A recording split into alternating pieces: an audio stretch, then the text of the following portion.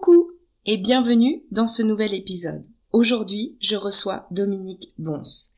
Elle est coach spécialisée en hypersensibilité féminine et j'ai notamment eu envie de l'inviter parce que je suis tombée amoureuse de son podcast « Elle ose, la magie du féminin ».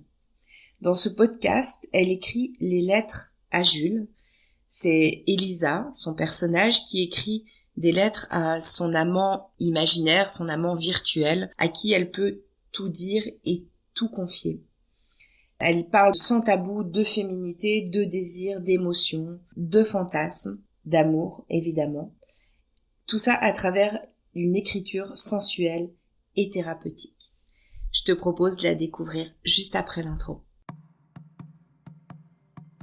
Et si je te parlais d'amour ? Ça t'est déjà arrivé, toi, d'avoir peur de ne jamais réussir à construire la belle histoire d'amour dont tu rêves. Nous rencontrons tous des difficultés lorsque cet autre si proche de nous vient toucher quelque chose de sensible en nous. Bienvenue sur L'amour n'est pas un conte de fées, le podcast qui t'apporte des clés essentielles pour t'aider à enfin t'épanouir dans une relation. Je suis Amandine, thérapeute et coach en intelligence amoureuse, et je crois en la magie de l'amour. Ici, on parlera croyances, peurs, blessures émotionnelles, entre autres, et aussi de ta magie unique, celle qui fait que tu es tellement aimable. On y va ? Tu me suis pour laisser tes freins dans le passé ?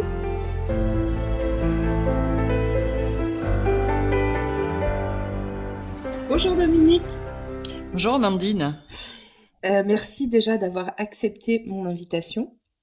Oh ben c'était avec grand plaisir. J'ai eu envie de t'inviter, alors déjà parce que je suis tombée amoureuse de tes lettres à Jules dans ton podcast, où tu parles de désir, de sexualité, d'amour et tout ça sans tabou. Et j'ai beaucoup aimé aussi que tu parles de prendre sa place en tant que femme en passant par l'intime. Et pour finir, il y a aussi l'histoire de l'hypersensibilité qui me touche beaucoup, aussi moi à titre perso, et je pense un certain nombre de mes auditeurs, auditrices aussi. Donc voilà. Et pour commencer, j'ai une petite question, je pose toujours une petite question un peu d'entrée pour commencer à parler d'amour de façon légère. Et j'aimerais savoir si tu peux nous raconter la première fois où tu es tombée amoureuse. Alors, en fait, finalement, la première fois où je suis tombée amoureuse, c'est du père de mes enfants, avec qui j'ai vécu pendant 24 ans. Mais finalement, tous les signes auraient dû me montrer que je n'aurais jamais dû le faire. D'accord.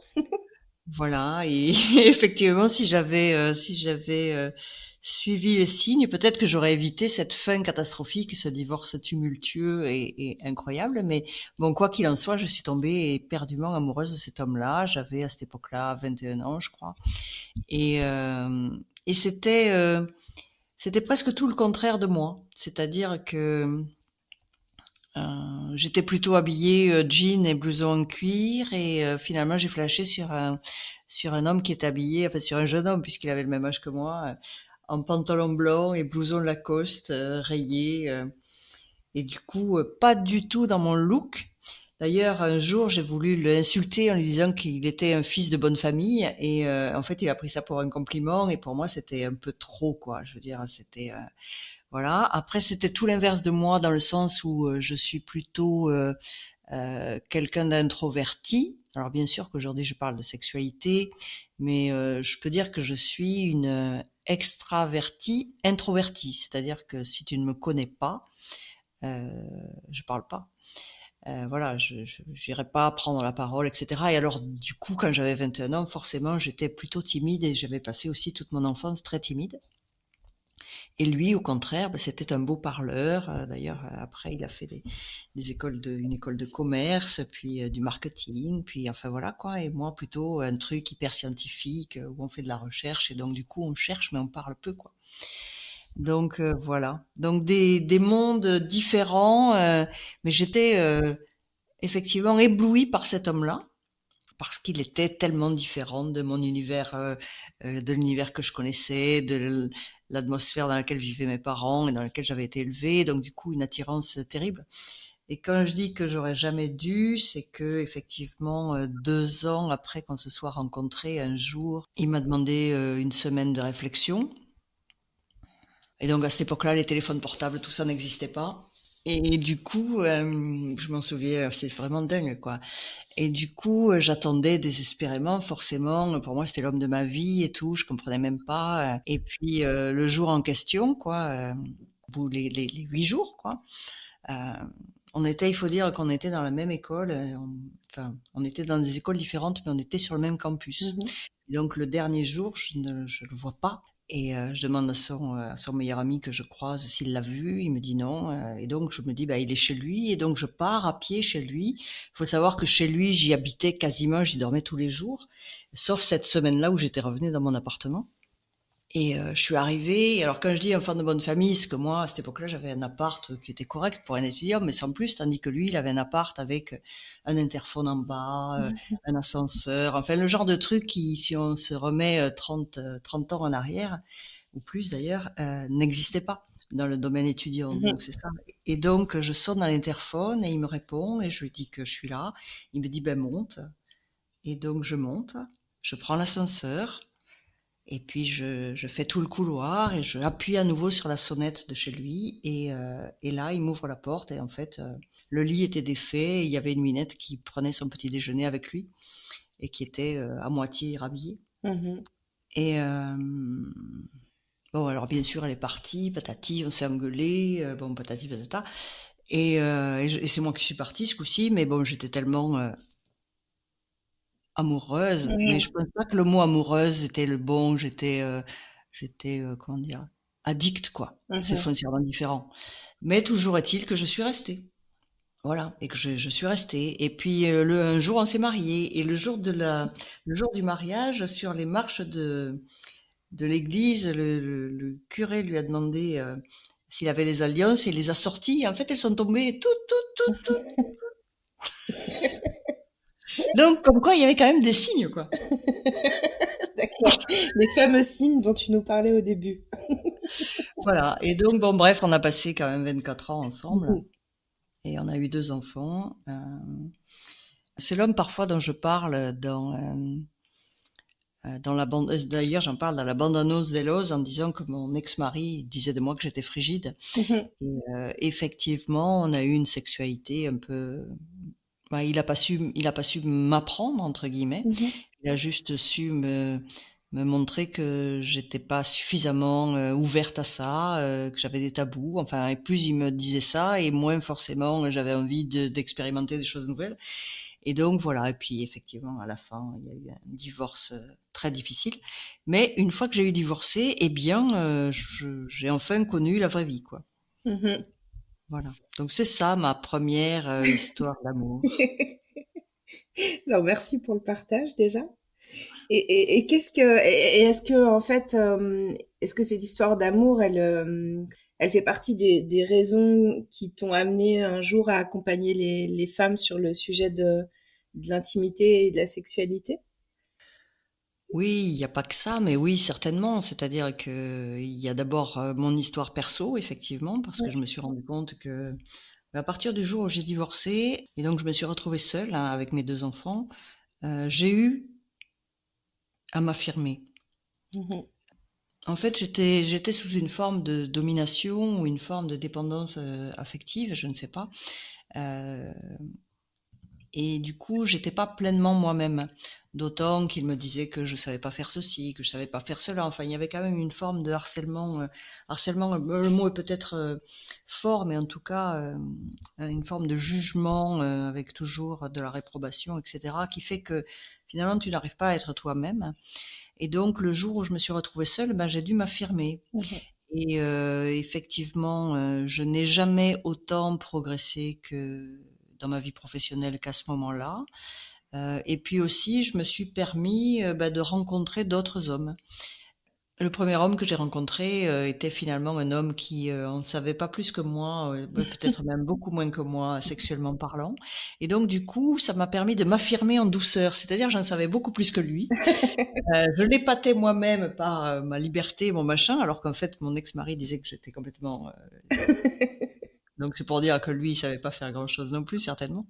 Enfin bon, bref, toujours est-il que j'ai commencé à prendre pleinement confiance en moi, corporellement, sexuellement, dans le rapport à l'autre, mais avec cette notion de je n'ai pas peur de l'autre. Mhm. Je n'ai pas peur de l'autre, j'arrive à le séduire, j'arrive à prendre du plaisir, j'arrive à lui faire prendre du plaisir. Enfin, des notions que je n'avais pas, bien sûr que j'avais, qu'on on a toutes, mais que j'avais pas suffisamment intégrées. Mhm. Puis effectivement, bon bref, j'accompagnais des femmes pour la création d'entreprises la plupart du temps. Alors pourquoi les femmes? Parce que dans un univers d'avant, j'avais beaucoup bossé dans un milieu essentiellement masculin, que le divorce avec mon ex-mari s'était super mal passé et que j'étais dans un moment où j'avais plus envie d'énergie masculine autour de moi.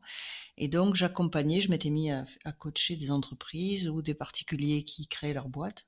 Et en fait, j'attirais, très certainement, on attire en général qui on est, j'attirais que des femmes hypersensibles, Mhm. la plupart du temps surdoués, mais qui ne le savaient pas ou qui le refusaient. Et puis de toute façon, à la limite, on s'en fiche un peu, si ce n'est que ça change vraiment la donne et notre vie. Mhm. Mais je ne crois pas qu'être surdoué est forcément.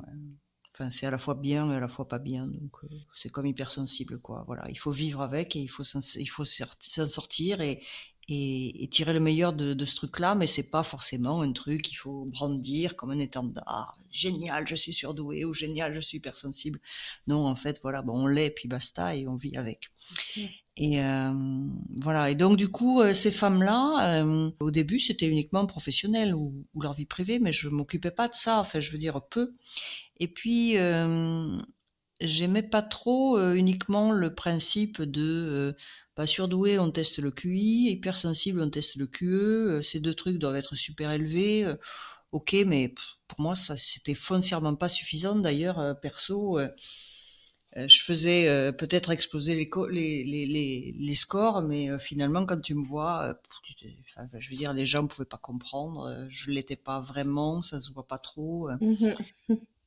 Les gens pensent que je suis hyper posée, calme et tout, voilà. Et donc j'ai beaucoup bossé avec un truc que j'ai découvert et qui a bouleversé ma manière de penser et de voir l'autre et puis aussi de me comprendre moi. Ce sont les intelligences multiples. Mhm. Alors les intelligences multiples de Ward Gardner, alors il y en a 8, plus en plus il y en a une neuvième dont il commençait à parler qui était l'intelligence spirituelle. Et l'intelligence spirituelle, c'est-à-dire le fait d'avoir besoin de sens dans sa vie, etc. Et j'ai trouvé ça absolument génial. Et donc j'ai commencé à accompagner les gens et à faire un bilan d'intelligence multiple pour mieux les connaître, pour qu'eux-mêmes se connaissent davantage. Et puis je grattais toujours dans ce domaine-là quand je suis tombée sur un article qu'avait écrit un Américain où de 9, il était passé à 15. Ah oui. Et en plus de 15, il introduisait l'intelligence érotique. Et là, je me suis dit, ah ben ouais, ça c'est vraiment intéressant. Et surtout, peut-être que ça correspondait au genre de personne que j'avais. C'est-à-dire que parfois, donc du coup, j'ai testé un peu et parfois, je me rendais compte que bah, j'avais deux types de femmes. J'avais les femmes qui avaient beaucoup de relations sexuelles avec différents partenaires Mhm. qui n'arrivaient pas. Enfin, c'est pas qu'elles avaient une recherche de plaisir effrénée. Dès qu'il y avait plus de plaisir, ça n'allait pas et donc on passait à l'autre, etc. Et finalement, tu te rendais compte que dans leur vie pro, bah, il y avait ce pendant-là, c'est-à-dire que dès qu'il y avait un truc qui les intéressait, hop, elles y allaient, puis hop, après elles zappaient, et hop, elles zappaient. Donc, elles bouffaient les formations, par exemple, les unes après à la suite des autres, sans vous décider bah, ce vers quoi elles voulaient aller. Et puis s'engager, c'était vraiment être pieds et mains liés avec un truc.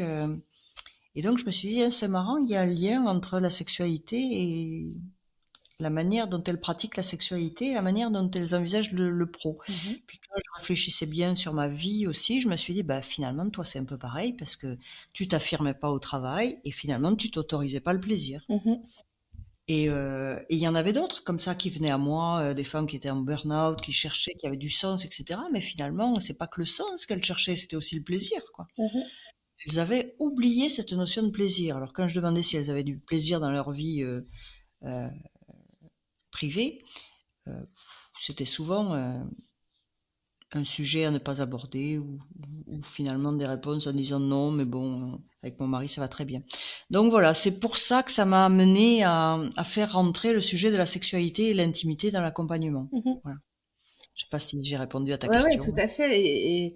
Donc c'est, enfin, ce que tu nous dis, enfin, c'est super intéressant. Ça veut dire qu'il y a enfin, finalement, on a des liens. Les choses qu'on trouve à un endroit dans un domaine de vie, ça a souvent des liens avec un autre domaine.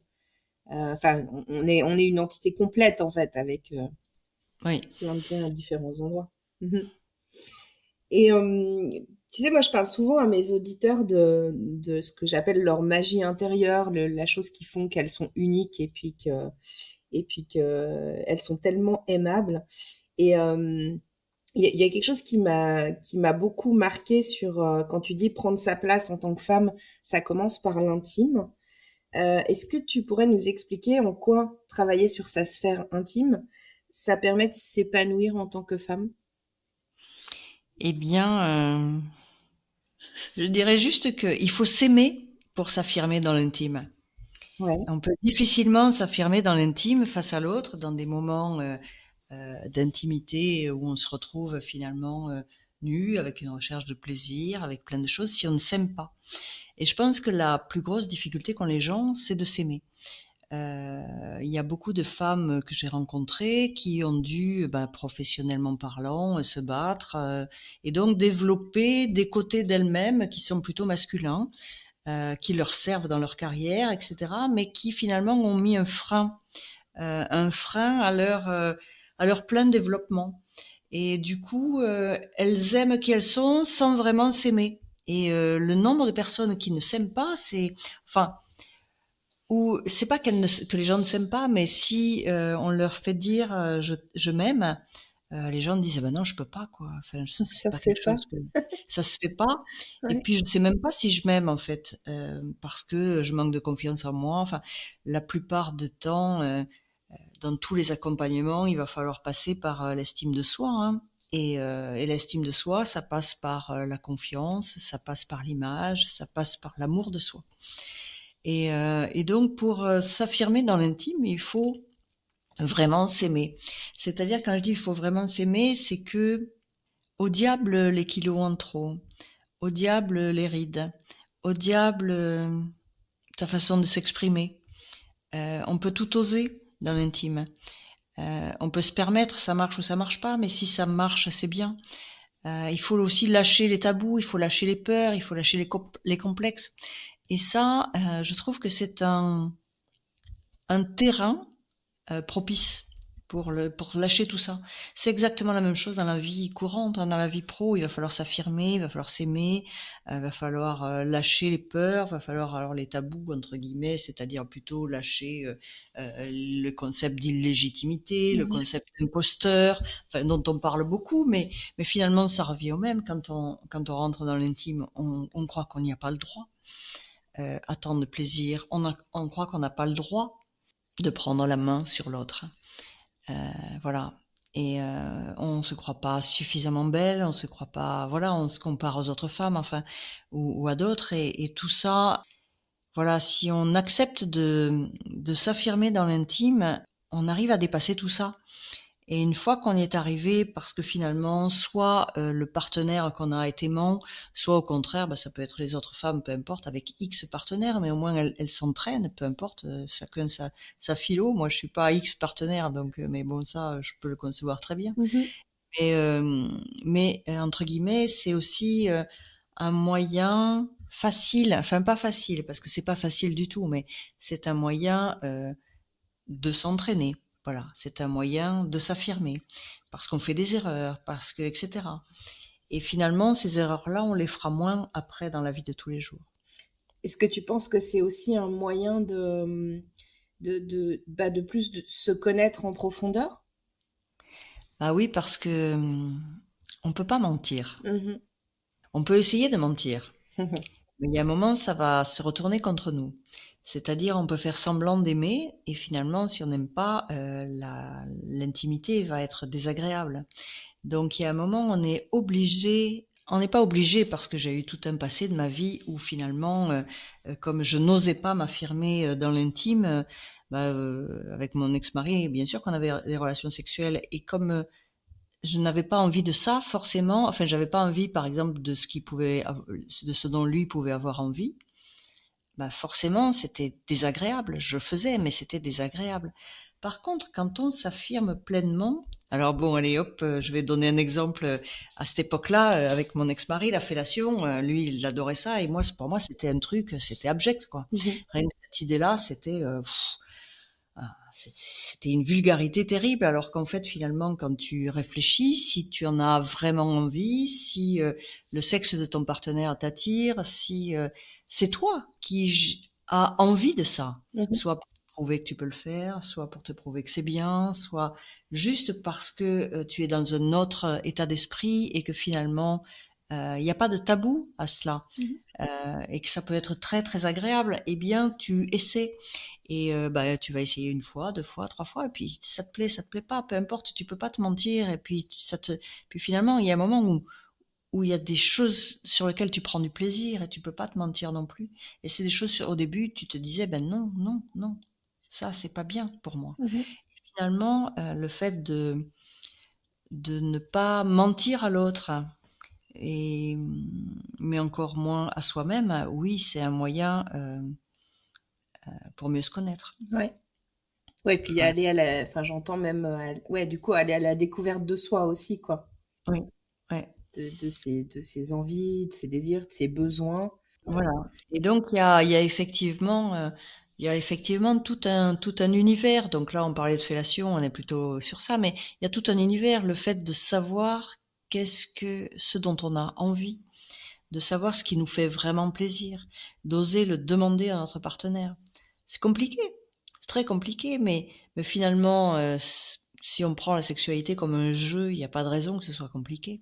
Mhm. Donc du coup, on se permet de faire des choses qu'on ne se permettait pas avant, et donc du coup, même si sous forme de jeu, eh ben finalement, ces jeux, on peut faire un jeu de mots, hein, c'est jeu J-E-U, mais finalement c'est jeu J-E, qui sait qui je suis, qui sait ce qui me fait plaisir, qui sait ce que j'aime. Et quand on commence à le demander dans l'intimité, dans la sexualité, eh bien après, ben, c'est presque plus facile de le demander dans la vie au quotidien. Mhm. Ouais, donc on revient à l'affirmation, comment ça permet de s'affirmer soi aussi, quoi, du coup. Oui, voilà. Et tu penses que quand, enfin, quand on s'épanouit plus en tant que femme, et notamment par rapport à l'intime, est-ce que tu penses que ça a un impact sur les partenaires qu'on attire ou vers lesquels on va être attiré? Bah oui, je crois, parce que finalement, à partir du moment où on s'affirme, ça devient, enfin, ça devient plus complexe de rencontrer des personnes qui ne nous conviennent pas. Ouais. Donc du coup, on s'en rend compte plus vite. Et même la catégorie qu'on peut appeler les pervers narcissiques, hein, alors sans qu'ils soient hyper pervers ou sans qu'ils soient hyper narcissiques, mais en tout cas ceux qui se foutent un peu des gens, à partir du moment où on sait ce dont on a besoin, et que finalement on est capable de le dire, on voit bien si l'autre fait attention à nous. Alors là, je ne parle pas que de la sexualité, mais moi j'ai vraiment appris à m'affirmer tardivement, je dois l'avouer. Bon, bien sûr que j'ai eu mon job de coach, etc. Mais en tant que femme, malgré tout, puis souvent les cordonniers sont les plus mal chaussés, donc autant j'accompagnais les femmes, autant pour moi. Et puis c'est peut-être aussi une forme d'éducation et puis un historique familial d'abus qui fait que finalement j'ai toujours été un peu soumise et dépendante affective. Et donc du coup j'ai mis du temps à m'affirmer, et je vois bien que par exemple je peux maintenant dire au partenaire avec qui je suis ce que c'est qu'être hypersensible. Mhm. Parce que en étant hypersensible, l'hypersensibilité, la sexualité, c'est pas toujours pareil, quoi. C'est pas comme la sexualité avec une femme lambda, peut-être. Il y a plus de hauts et de bas, il y a plus de hauts et de bas, il y a plus des bas aussi peut-être, mais il y a aussi plus de ressentis, plus de choses délicates à savoir gérer, etc. Et donc, et puis aussi, on peut pas supporter que l'autre nous mente, on peut pas supporter que l'autre ne soit pas franc du collier. Tout ça se fait hyper mal, quoi. Donc, ça me permet d'affirmer ça. Ça me permet de dire ce que j'attends de l'autre en termes de respect, ce que j'attends en termes de communication, ce que j'attends, parce que sinon ça va me heurter profondément. Je suis une hypersensible qui ne laisse en général rien transparaître. Mais cependant, moi, perso, ça va me heurter profondément un certain nombre de choses. Et l'autre ne s'en rendra pas forcément compte. Par contre, ça va forcément entacher notre relation. Et donc, du coup, l'idée, c'est de dire et d'affirmer qui on est, d'expliquer un certain nombre de choses qui pourraient me blesser et que je ne supporte pas. De la même manière, dédramatiser des situations qui pourraient l'interloquer, alors qu'en fait, finalement, c'est juste ma caractéristique d'hypersensualité et d'hypersensibilité. Et voilà. Et donc, il faut aussi que l'autre comprenne. Même si ça ne se voit pas, quand on est dans l'intime, ça se voit parce que j'ai une hypersensualité. Donc du coup, je ressens beaucoup. Et maintenant que j'ai dépassé tous les tabous et toutes les peurs, je peux être avec des intensités de plaisir qui, je dirais pas qui vont faire peur, loin de là, mais en tout cas qui peuvent étonner. Donc autant le dire, enfin, tu vois. Ouais, ouais. Autant le dire. Et donc c'est ça aussi, s'affirmer.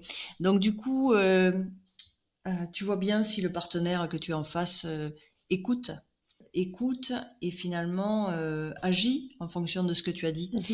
Ça te permet d'avoir des partenaires différents, ou en tout cas de mieux les tester, parce que finalement, enfin de mieux les, pas les tester, mais si au début d'une relation, on est toujours un peu en train de se demander si c'est bien ou si c'est pas bien, on le ressent à l'intérieur de nous, mais il y a toujours des choses sur lesquelles on doute, et donc du coup, ça permet effectivement de mettre les choses à plat. Et je trouve ça bien, je trouve ça très bien. Et puis, effectivement, ce que tu nous dis, ça va, enfin, c'est l'intime dans toute sa globalité, quoi. C'est l'intime dans la sexualité, mais c'est l'intime Dans une dans la relation, relation émotionnelle, enfin voilà, voilà. dans le rapport émotionnel entre les deux. Et alors, bon, tu nous as déjà un petit peu parlé, tu nous as parlé du travail sur les intelligences multiples, c'est ça? Mhm. Euh, enfin, est-ce que tu as d'autres outils? Comment tu accompagnes en fait les femmes à travailler sur leur féminité pour prendre mieux leur place? Est-ce que tu as d'autres outils que cet outil d'intelligence multiple? Oui, oui, j'ai d'autres outils. Ça s'est développé au fur et à mesure. J'ai développé mes accompagnements au fur et à mesure. Donc, il y a effectivement les intelligences multiples avec un chapitre bien plus développé sur les intelligences érotiques ou amoureuses, on va dire. Après, ça dépend vers où elles ont envie d'aller. Quoi qu'il en soit, c'est vrai que j'ai découvert, il y a quoi? Il y a peut-être une dizaine d'années, un peu moins, un outil qui s'appelle la numérologie biologique. Alors, jamais j'aurais cru que ça puisse être aussi puissant. J'y suis allée parce qu'une amie m'a demandé d'aller à la formation avec elle, et pour moi c'est comme si j'allais. Pour moi, la numérologie c'était comme regarder l'horoscope à la fin d'un journal, quoi, style Télé 7 jours ou autre. Et finalement, j'ai été scotchée par cet outil. On commence d'abord à faire son propre thème, et je me suis. Pourtant, j'avais le sentiment de bien me connaître, et en fait, avec cet outil-là, j'ai eu une image de moi. La lecture de cette grille est finalement, c'était finalement le résultat de 40 années ou de 30 années de recherche, quoi, sur moi, quoi, ou de développement personnel et de découverte, etc. Et là, tu lisais tout en un seul coup et tu te dis, qu'est-ce que j'ai perdu comme temps? Enfin bon, c'est pas grave, j'ai appris autre chose, hein, mais voilà. Et donc, du coup, j'utilise cet outil-là, dès le démarrage d'un accompagnement. En même temps que je fais le bilan intelligence multiple, j'utilise cet outil-là. D'abord parce que ça explique comment on fonctionne en tête-à-tête, comment on fonctionne en public, Mhm. en société. Mhm. Ça nous donne des clés sur finalement qui on est. Et aussi, ça nous donne des clés incroyables sur finalement les héritages familiaux qu'on peut avoir. Et j'en étais scotchée, quoi. Je veux dire, j'en étais scotchée. Je me suis demandé, enfin, au début, je l'ai fait sur moi et vraiment j'étais scotchée. Puis après, je l'ai fait sur d'autres et toujours pareil. Et puis là, maintenant, effectivement, j'ai de plus en plus de demandes et même je forme à cette numérologie. Et vraiment, et donc du coup, dans ces héritages familiaux, il y a souvent, selon les axes, tu peux savoir si c'est dans la lignée maternelle ou la lignée paternelle, tu te rends compte qu'il y a eu des blessures. Alors ça peut être des blessures d'abus, des blessures de mariage illégitime, enfin bon, ou de liaison illégitime, peu importe, ou d'illégitimité, de relation à l'homme, de violence, enfin bon. Et du coup, ça te donne des pistes et on voit si ça résonne avec la personne qu'on a en face et souvent on travaille là-dessus. Après, j'ai un autre outil qui ressemble un peu à de l'hypnose mais qui est différent, qui est aussi très efficace. Mhm. Donc finalement, je fais un mélange de ces trois-là, plus ma formation de coaching. Je suis aussi à un moment, j'avais besoin moi-même de légitimité et donc je suis allée me former chez Jeanne Fashion dans l'accompagnement des adultes surdoués.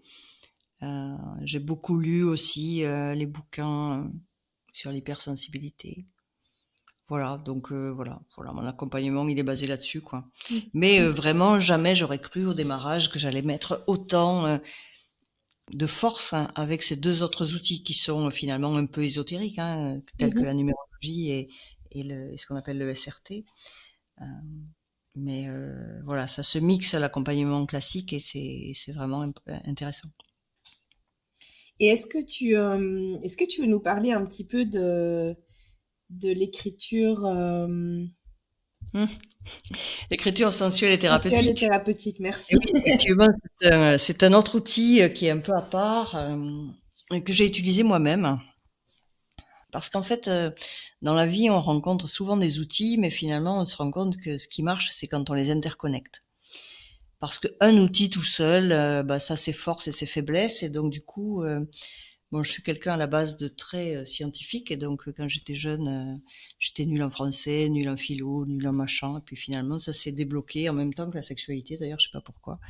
Je me suis mise à écrire, et j'ai pris un plaisir incroyable à écrire finalement mes émotions, ma sensualité.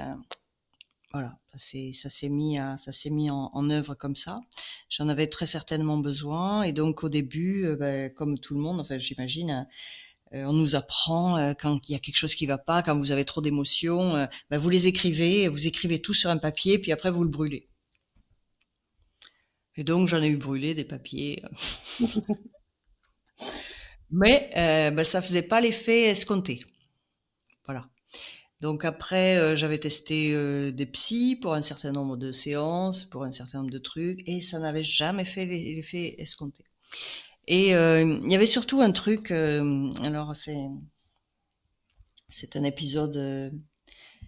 J'ai testé l'écriture sensuelle et thérapeutique à un épisode délicat de ma vie. Donc j'étais en plein divorce avec mon ex-mari, et c'était un divorce très très difficile.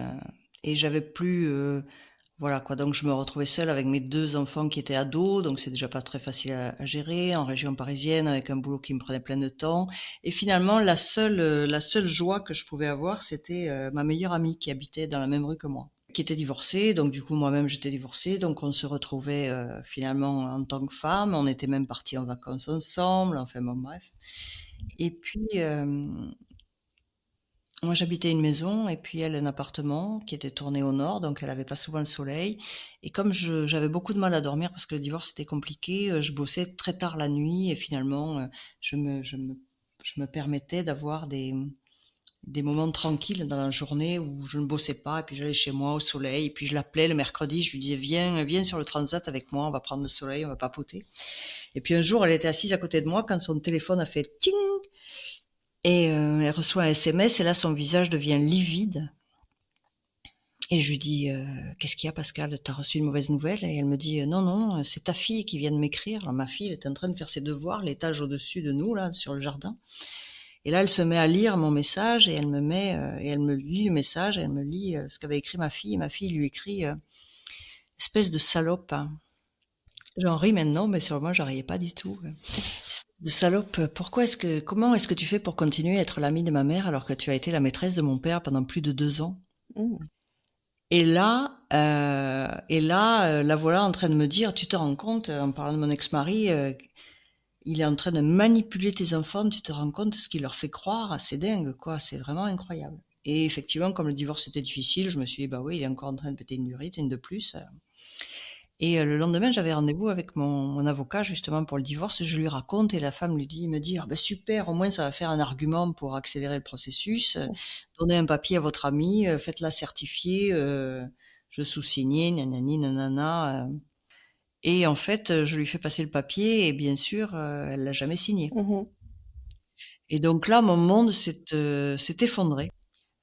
J'avais donc, à la fois, un mari, avec un divorce très, très difficile, mais en plus la seule personne sur qui je comptais en région parisienne, qui était ma meilleure amie, ben, je me rendais compte qu'elle avait été la maîtresse de mon ex-mari pendant 2 ans, avant qu'il ne parte avec quelqu'un d'autre.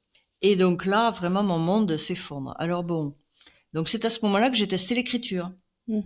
J'ai écrit toute ma colère et tout, ma rage et tout.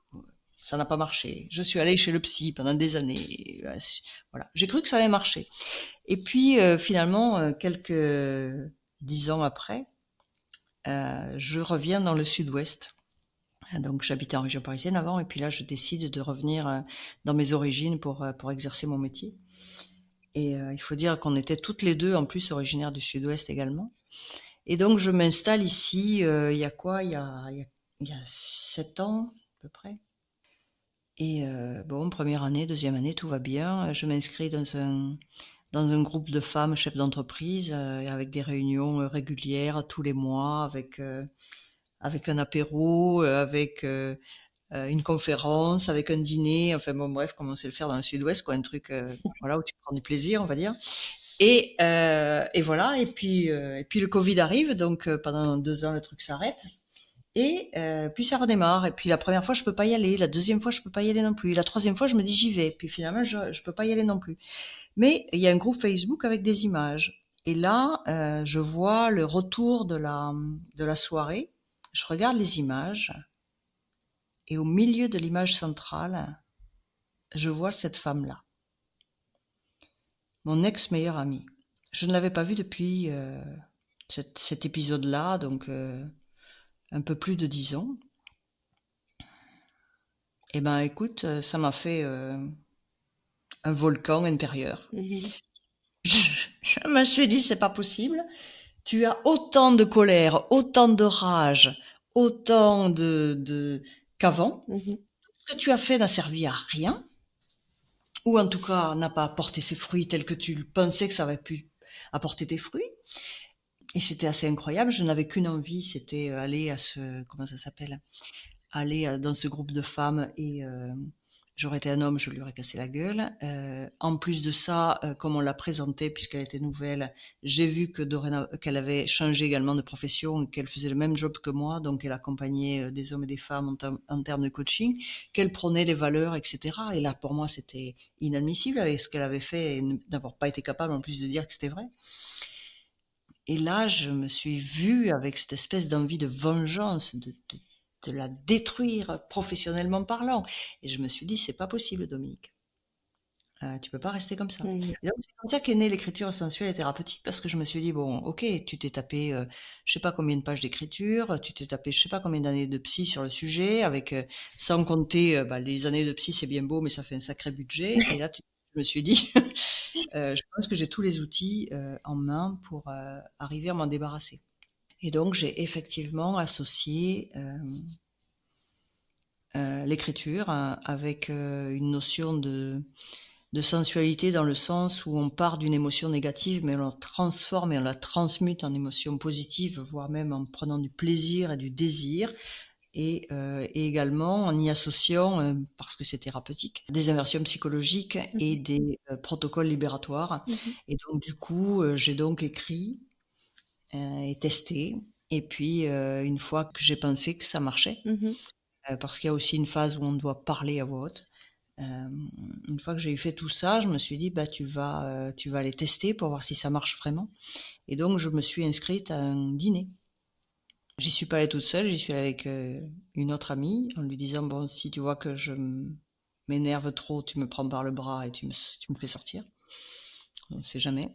Et en fait, finalement, on s'est croisés. Je l'ai regardée. Je lui ai dit bonjour.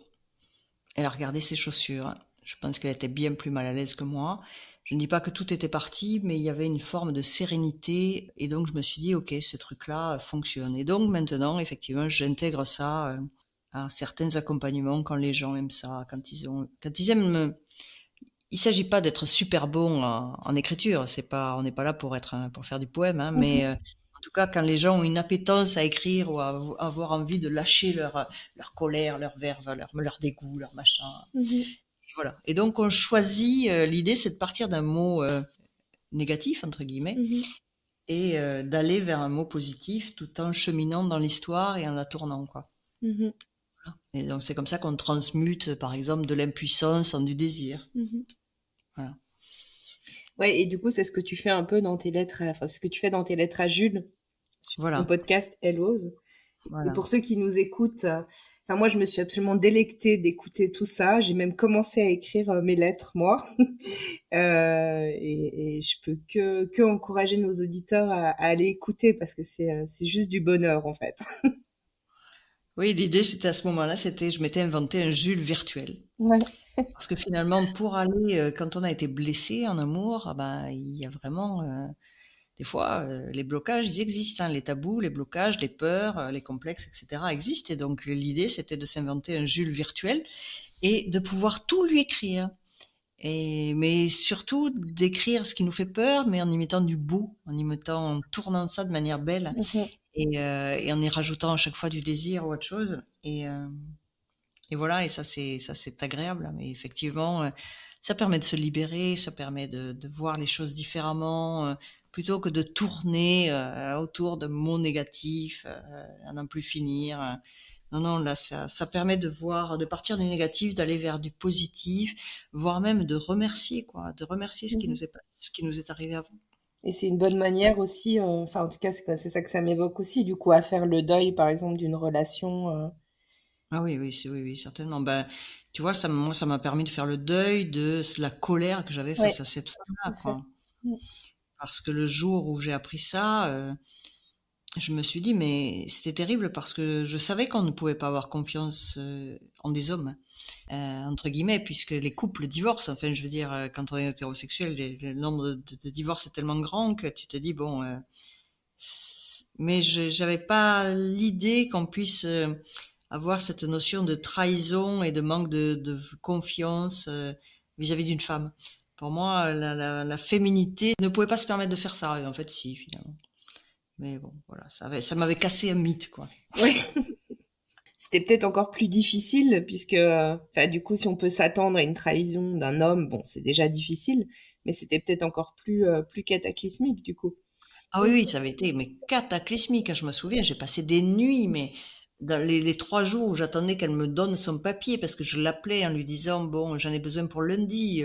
L'avocate, je l'avais vue le mercredi ou le jeudi, et j'avais besoin de lui rendre le papier le lundi. Donc j'avais mis le truc, je me souviens, le jeudi, vendredi, samedi, j'en pouvais plus, je n'en dormais plus la nuit. Et jusqu'au moment où j'ai pris mon téléphone, j'ai appelé mon ex-mari, je lui ai raconté la situation.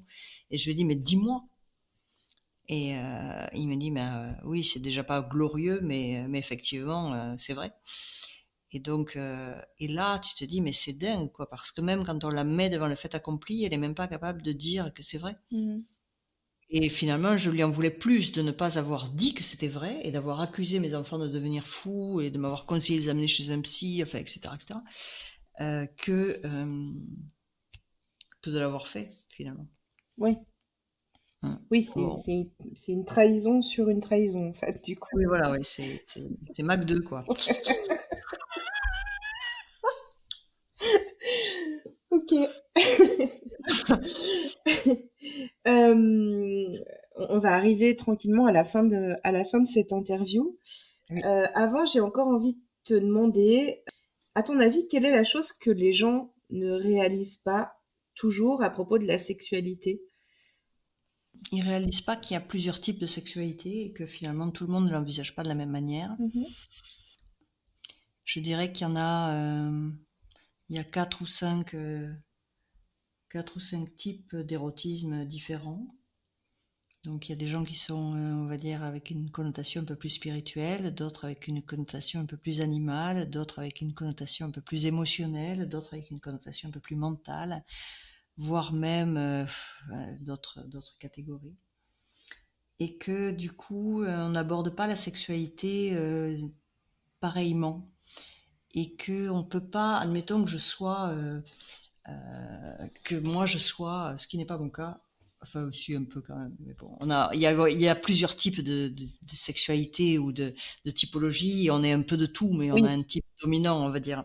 Et donc, imaginons que je sois à dominance émotionnelle, c'est-à-dire j'ai envie qu'on me prenne par la main avant, j'ai envie de longs préliminaires, j'ai envie qu'on me dise que je suis belle, enfin, etc., avant d'arriver à l'acte sexuel, etc. Et donc, j'ai besoin de beaucoup de préparatifs, voilà, c'est avec de la musique, des fleurs, des machins. Enfin bon, je fais la caricature au plus. Et que je sorte avec quelqu'un qui soit plus animal, donc qui lui, son plaisir et sa sexualité, elle va être dans le corps à corps le plus rapide possible, dans la recherche de performance presque, ou ce genre de choses. Et donc du coup, forcément, si on ne sait pas ça, qu'il y a différents types de sexualité, l'émotionnel va se dire c'est un rustre, et puis l'autre il va se dire ah ben, celle-là elle est frigide quoi. Mhm. Alors qu'en fait il y a du bon dans tout, il y a du bon dans tout, et que par contre l'excès de l'un est un peu pénible quoi. Quand on n'est pas du même type, alors si on est du même type ça va bien, mais c'est vrai que voilà quoi, je pense que les gens ne réalisent pas que la sexualité n'est pas la même pour tout le monde, et que donc du coup quand l'autre n'est pas de la même typologie, bah finalement ça fait un peu des réflexions comme j'avais quand j'étais gamine, enfin quand j'étais jeune, c'est-à-dire bah, celle-là elle est complètement frigide, et c'est fou en fait. Mhm. C'est juste que je me l'imaginais différemment, et que je n'avais pas du tout développé cette capacité, on va dire, plutôt corporelle et animale. Et en fait, c'est parce que j'ai travaillé sur des mémoires d'abus que j'ai réussi à dépasser ça, et que maintenant le côté animal et physique est vraiment très jouissif en moi, et que je le mélange avec les autres. Mais sinon, oui, effectivement, je crois que c'est ça que les gens ne réalisent pas tous à propos de la sexualité. Mhm. Bon, il doit y avoir d'autres trucs, hein, mais déjà ça c'est pas mal. Mais ce que tu nous dis aussi, si j'ai bien compris, c'est que quelle que soit la typologie chez nous qui est la plus, enfin, qui s'exprime le plus, en fait, on Hein. peut aussi, on peut aussi avoir un impact là-dessus. Enfin, on peut aussi développer, quand on se libère de certaines mémoires, comme tu dis, par exemple, ou qu'on travaille sur certaines choses, ou peut-être qu'on n'ose plus s'affirmer, peut-être qu'on peut développer une autre typologie. Oui, C'est ça. oui, oui, oui. Oui, c'est Ok. ça. Donc en fait, il y a plusieurs typologies, et on peut effectivement développer les autres et Ouais, apprendre, ouais. apprendre des autres. C'est un peu comme les intelligences multiples. Si on part du principe que on est beaucoup dans la tête avec une logique rationnelle, etc., et qu'on ne développe pas les autres, bah, à part fitter avec des gens qui sont foutus comme nous, sinon les autres, ça va pas aller. Et puis même au Ouais. bout d'un moment, quand on est trop dans le mental et qu'on se retrouve avec quelqu'un qui est trop dans le mental aussi, bon, ben d'abord on peut se prendre la tête parce qu'on n'est pas le même avis sur le même sujet, et puis finalement notre corps va en pâtir parce qu'on a besoin d'aller dehors, on a besoin de faire des choses pour être Ouais. équilibré. Ouais, ouais, Et tout donc à fait. c'est un peu pareil sexuellement parlant, Mhm. je veux dire. C'est comme quand on se retrouve avec quelqu'un, puisque j'en ai pas mal dans mes accompagnements là en ce moment. C'est quand même assez à la mode de parler de, de féminin sacré. Oui. Et donc,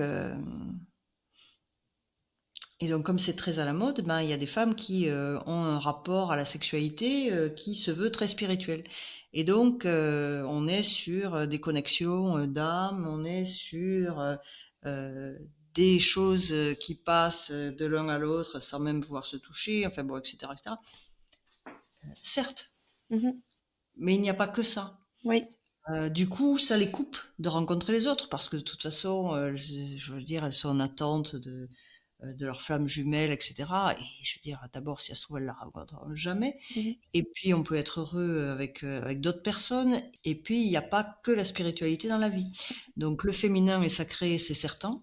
Mais le féminin sacré, ça passe aussi par le corps, parce Mhm. que tout ce qui est utérus, tout ce qui est la femme, le corps de la femme, c'est effectivement sacré, mais il n'y a pas que cette notion uniquement spirituelle et intellectuelle. Ouais, Loin de là. ok. Bon, alors c'est super, ça nous laisse encore plein de, plein de choses à explorer. J'adore. Avant qu'on se quitte, est-ce que tu as envie de nous partager quelque chose sur ton actualité, sur où est-ce qu'on peut te trouver? De toute façon, je mettrai les liens en note d'épisode. Je sais pas s'il y a quelque chose que tu as envie de nous dire. Oui, moi on peut me retrouver sur Helloz, E2L-E-O-Z, donc ce soit un podcast ou le site ou la page. Je suis pas trop active sur les réseaux sociaux, il faudrait que je fasse davantage, mais bon, je suis pas trop active, mais bon, on me retrouve quand même. Et mon actualité aujourd'hui, c'est comme j'ai de la demande sur le sujet, bien sûr que j'accompagne, mais bon, il faut dire que j'ai 60 ans. Et donc, du coup, je vais enfin faire ce que j'aime vraiment faire, c'est-à-dire former les gens, transmettre. Mhm, mhm, Voilà. Et donc, mon actualité à venir, on est sur, certes, je continue à accompagner, mais j'ai aussi envie de transmettre parce que j'ai quand même des outils fabuleux et que ça serait dommage qu'ils s'arrêtent là. Voilà. Et donc, j'ai commencé à transmettre pas mal la numérologie. Donc là, je vais avoir des formations qui vont redémarrer. Et je vais très certainement refaire des formations sur les intelligences multiples et comment on utilise ça dans un accompagnement. Voilà. Donc, je crois que il n'y a rien de mieux que des formations appliquées, par exemple du style, tu passes ta journée à comprendre ce que c'est les intelligences multiples, mais en même temps, tu fais ton propre bilan. mhm, Donc, du coup, ça rentre mieux mhm, c'est que clair. juste de la théorie, et finalement, ça t'évite d'acheter le bilan et puis t'es content, quoi. Donc, voilà. Donc, c'est ça mes actualités à venir. Ça va être des formations, essentiellement en numérologie, en intelligence multiple, et puis toujours cette écriture sensuelle et thérapeutique. Et puis, voilà. Je vais lancer une deuxième saison de podcast bientôt. Je sais pas encore quel est le sujet, mais j'ai fait les femmes. J'hésite entre l'hypersensibilité parce que c'est quand même mon sujet phare, ou alors la spiritualité autrement, puisque finalement j'ai des outils spirituels qui sont un peu différents des autres, et comme je suis issue d'un monde très rationnel, ben ça montre aussi que on peut y croire, on peut le tester, on peut le faire, et ça marche. Donc j'hésite, voilà. Ok. Bien, écoute, je pense que nos auditeurs, c'est pareil, mais je me réjouis de, je me réjouis de découvrir ce qui viendra. Et je te dis un immense merci pour ce moment qu'on vient de partager ensemble.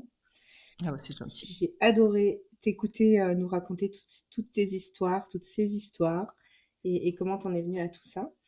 Et à tout bientôt. Eh ben, à tout bientôt, Amandine. Moi aussi, ça m'a fait un grand plaisir de discuter avec toi. Allez, à bientôt. À bientôt.